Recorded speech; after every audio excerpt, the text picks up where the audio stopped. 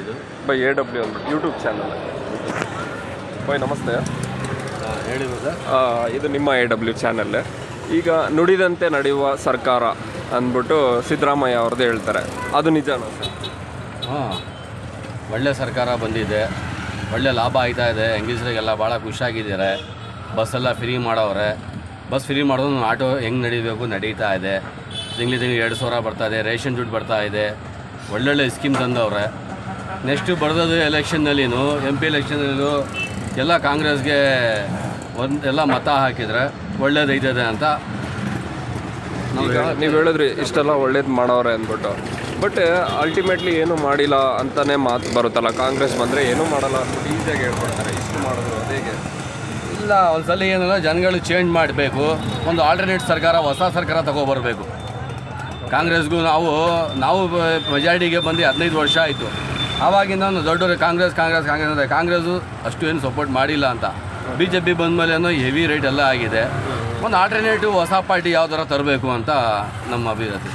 Okay sir, ಈಗ ಈ bus free ಮಾಡೋರಲ್ಲ, ಏನು ಯೂಸ್ ಆಗುತ್ತೆ ಸರ್ ಬಸ್ ಫ್ರೀ ಎಲ್ಲ ಮಾಡಿರೋದು? ಅದೇ ಹೆಂಗಸರಿಗೆ ಮಾತ್ರ ಫ್ರೀ ಮಾಡಿಬಿಟ್ಟವ್ರೆ ಅವರು. ಏನು ಗಂಡಸರು ಓಡಾಡೋಕ್ಕಿಲ್ಲ, ಬರೀ ಹೆಂಗಸರು ಓಡಾಡಬೇಕಾ? ಅದೇ ಗಂಡಸರಿಗೆ ಮನೆಯಲ್ಲಿ ಬಿಟ್ಟು ಹೆಂಗಸರು ಓಡಾಡಬೇಕಾ? ಆಯಿತಾ? ಮಾಡಬೇಕಾದ್ರೆ ಒಂದು ಲಿಮಿಟ್ ಸಿಟಿಜನ್ಶಿಪ್ನಲ್ಲಿ ಮಾಡಬೇಕಿತ್ತು ಅವರು. ಆಯಿತಾ? ಹಾಂ, ಸಿಟಿ ಬಸ್ ಎಲ್ಲ ಮಾಡಿ ಅವರೆಲ್ಲ ಊರಿಗೆಲ್ಲ ಬಸ್ ಮಾಡವ್ರೆ. ಒಳ್ಳೇದು ಮಾಡವ್ರೆ, ಇಲ್ಲ ಅಂತ ಹೇಳಲ್ಲ. ಇವರೆಲ್ಲರೂ ಮಾಡಬೇಕಿತ್ತು. ಹಾಂ, ಈಕ್ವಲ್ ಆಗಿ ಮಾಡಿ. ಒಂದು 40 ಇಯರ್ಸ್ ಮೇಲೆ ಎಲ್ಲರಿಗೂ ಫ್ರೀ, ಒಂದು 50 ಇಯರ್ಸ್ ಮೇಲೆ ಎಲ್ಲರಿಗೂ ಫ್ರೀ, ಆ ಥರ ಮಾಡಬೇಕಿತ್ತು. ಈಗ ಎಲ್ಲರಿಗೂ ಫ್ರೀ ಮಾಡಿಬಿಟ್ರೆ ನಾವು ಆಟೋದವ್ರು ಎಲ್ಲ ಏನು ಮಾಡಬೇಕು? ನಮಗೆಲ್ಲ ಎಷ್ಟು ಪ್ರಾಬ್ಲಮ್ ಆಗಿದೆ ಗೊತ್ತಾ? ಈಗ ನಾವು 3,000-4,00,000 ರೂಪಾಯಿ ಬರೀ ಫೈನಾನ್ಸ್ ಕಟ್ಟಬೇಕು, ಲೋನು. ಎಲ್ಲಿಂದ ಕಟ್ಟೋದು? ಬಿಸ್ನೆಸ್ ನಡೀತಾನೆ ಕಟ್ಟಬೇಕು. ಅದಕ್ಕೆ ಎಲ್ಲ ಬೇಜಾರಾಗ್ಬಿಡಿ. ಕಾಂಗ್ರೆಸ್ಗೆಲ್ಲ ಓಟ್ ಹಾಕಿ ನೋಡಾಯಿತು, BJPಗೂ ನೋಡೋಕೆ ಆಯಿತು, JDSಗೂ ನೋಡಾಯಿತು.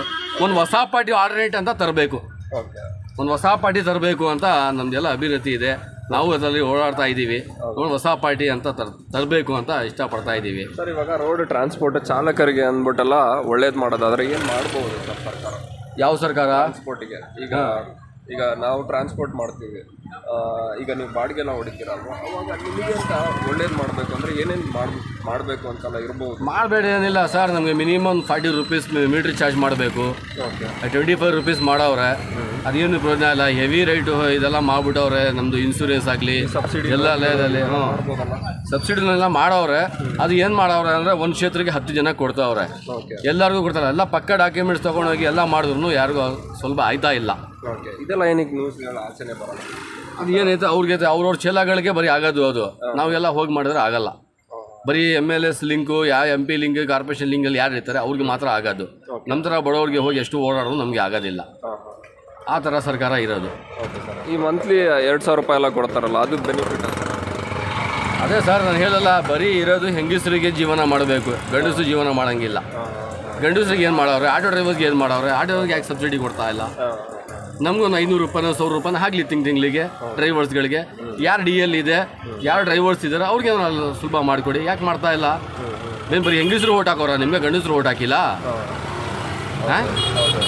ಈಗ ಒಂದು ಆಟೋಲಿ ಇನ್ಶೂರೆನ್ಸ್ ಇದೆಯಾ, DL ಇದೆಯಾ, ಇಷ್ಟು ಜನರನ್ನ ಮಾತ್ರ ಏರಿಸ್ತಾರಲ್ಲ, ಈ ಥರ ಎಲ್ಲ ರೂಲ್ಸ್ ಹೇಳ್ತಾರೆ.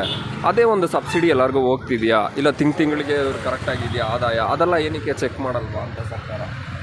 ಅದೇ ನಾನು ಹೇಳಲ್ಲ, ಇವಾಗ ಬರೀ ಹೆಂಗಸರಿಗೆ ಜೀವನ ಮಾಡೋಗಿರೋದು, ಗಂಡಸರಿಗೆ ಏನಿಲ್ಲ. ಆಯ್ತಾ? ಎಲ್ಲ ಸುಲಭ ಅವ್ರಿಗೇನೆ. ಗಂಡಸರಿಗೆ ಏನು ಸುಲಭ ಕೊಡ್ತಾ ಇಲ್ಲ, ಡ್ರೈವರ್ಸ್ಗೆ ಏನೂ ಕೊಡ್ತಾ ಇಲ್ಲ.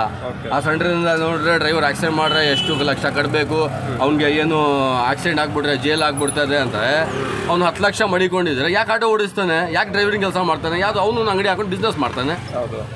ಅವ್ನು ಯಾಕೆ ಇದು ಮಾಡ್ತಾನೆ? ಹೊಸ ಕಾಲ ಕಾನೂನು ತಗೊಬಂದು ಈ ಜನಗಳಿಗೆ ಬರೀ ಯಾಮರ್ಸೋದು ಅಷ್ಟೇ. ಅವ್ರಿಗೆ ಬೇರೆ ಏನೂ ಇಲ್ಲ.